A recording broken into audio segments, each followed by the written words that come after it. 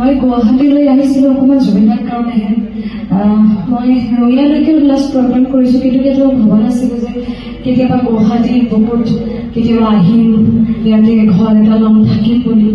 আৰু হেঁপাহ এটাই আছিলে যে জুবিনৰ পৰা বহুতকেইটা বস্তু মই শিকিব পাৰিম আৰু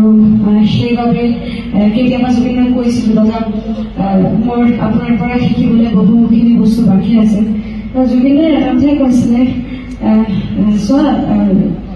যিবিলাক আৰ্টিষ্টৰ গান মই ভাল পাওঁ সেইবিলাক আৰ্টিষ্টৰ সদায় লাইভ পাৰফৰ্মেঞ্চ চাই থাকিবি লাইভ পাৰফৰ্মেঞ্চৰ পৰা বহুকেইটা বস্তু আমি শিকিব পাৰোঁ কাৰণ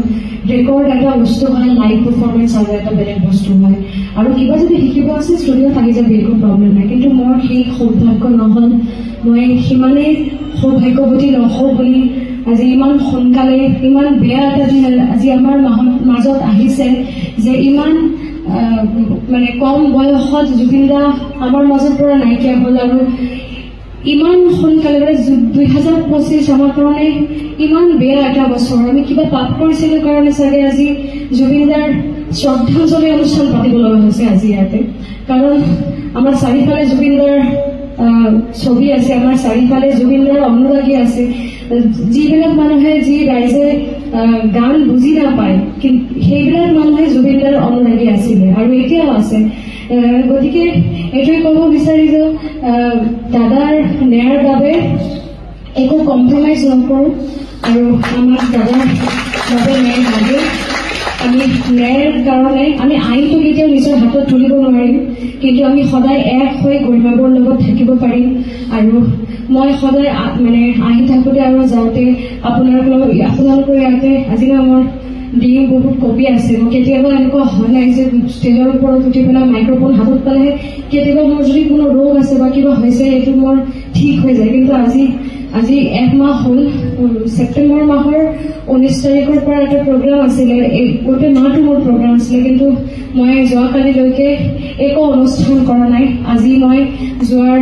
টাইমত মই মৰিয়ানী এটা শ্ব' আছে আজি মৰিয়ানী যেতিয়া ওলাম খোৰাপৰাত মই সোমাম দাদাৰ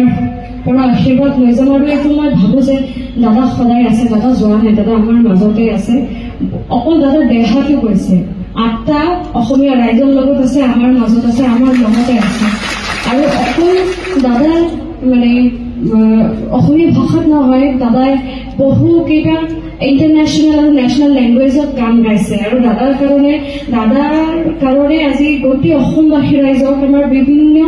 ইণ্টাৰনেশ্যনেল দেশৰ পৰা মানুহে আজি